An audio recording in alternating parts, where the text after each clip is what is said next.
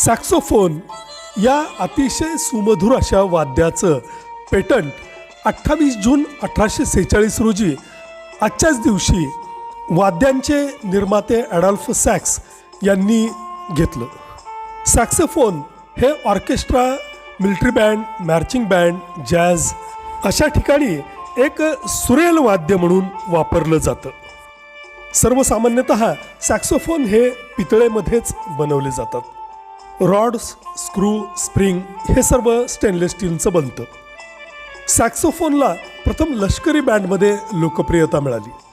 आज भारतामध्ये सुद्धा पुरुष आणि महिला असे अनेक कलाकार सॅक्सोफोनचा वापर करून आपली सुंदर अशी कला सादर करताना दिसतात. आज या वाद्यामध्ये बऱ्याच जणांनी बऱ्याच सुधारणा केल्या असल्या तरी मूळ श्रेय मात्र ॲडॉल्फ सॅक्स यालाच दिलं जातं.